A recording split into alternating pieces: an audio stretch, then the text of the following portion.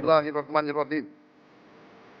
Demi Allah, saya bersumpah akan memenuhi kewajiban Presiden Republik Indonesia dengan sebaik-baiknya dan seadil-adilnya, memegang teguh Undang-Undang Dasar dan menjalankan segala undang-undang dan peraturan itu.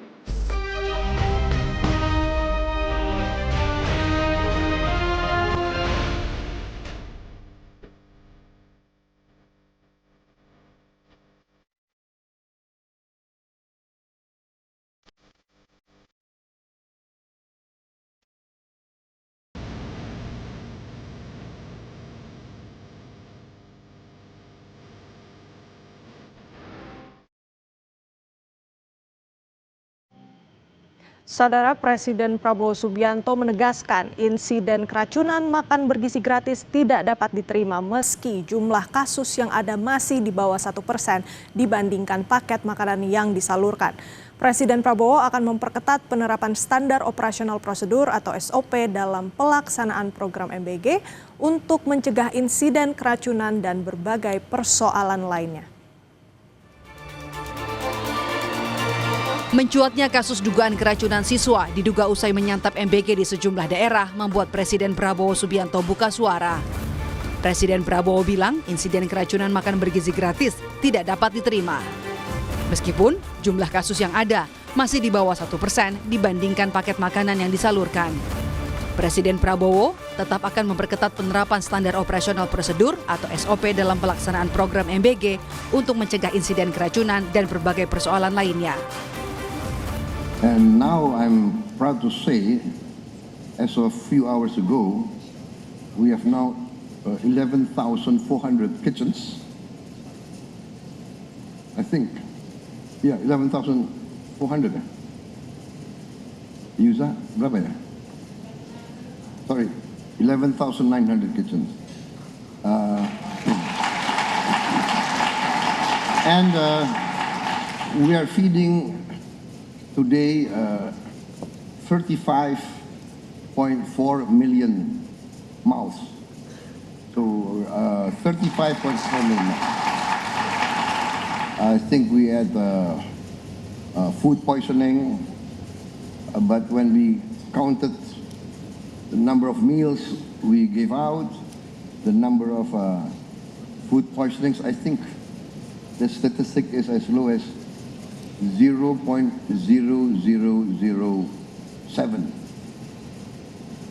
which I think is not, I mean, even one poisoning is not acceptable.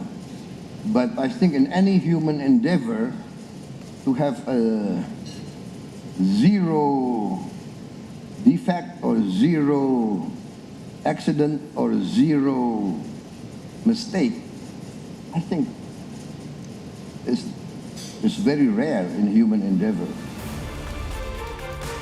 Untuk memastikan semua dapur SPPG memiliki standar kebersihan dan keamanan pangan, Badan Gizi Nasional menargetkan SPPG harus memiliki sertifikat layak hygiene sanitasi atau SLHS dalam kurun waktu 1 bulan. SPPG yang belum memenuhi syarat akan dihentikan sementara hingga dinyatakan layak operasi. Agar target dapat tercapai tepat waktu, BGN mengajak pemerintah daerah memfasilitasi SPPG dalam memperoleh SLHS. Sertifikasi akan dilakukan secepatnya ya untuk yang sudah beroperasi itu dalam waktu sebulan SLHS-nya sudah selesai. Sekarang untuk SPPG yang baru akan bisa operasional kalau SLHS-nya sudah selesai. Jadi beda ya, yang sudah ada akan kita percepat dengan standar yang tetap sama. Nah, untuk yang baru-baru setelah lolos verifikasi oleh Badan Gizi baru boleh operasional kalau sudah memiliki SLHS. Makan bergizi gratis diharapkan tidak hanya meningkatkan kualitas gizi anak Indonesia, melainkan juga bisa menjadi penggerak ekonomi rakyat. Tim Liputan, Kompas TV. Menteri Koordinator Bidang Pemberdayaan Masyarakat Muhaimin Iskandar ungkap capaian 1 tahun pemerintahan Prabowo Subianto khususnya di bawah kementerian yang dipimpinnya. Muhaimin ungkap salah satunya soal data tunggal sosial ekonomi nasional yang terintegrasi untuk jadi pedoman penyaluran bantuan sosial, termasuk memutus kemiskinan dengan pendidikan, yakni sekolah rakyat. 1 tahun ini adalah bentuk terobosan, cara baru, pendekatan baru, jalan cepat mengatasi keadaan. Misalnya mengatasi kemiskinan dengan menunggalkan semua data, sehingga setiap polisi penanggulangan kemiskinan efektif, tepat sasaran, produktif. DTSEN, Data Tunggal Sosial Ekonomi Nasional, adalah data yang menjadi rujukan pemerintah maupun non-pemerintah, filantropi. Kemiskinan harus diputus dengan melalui pendidikan. Mata rantai kemiskinan bisa diakhiri melalui pendidikan. Pendidikan tetap berjalan, tetapi butuh langkah cepat, yaitu dengan sekolah rakyat.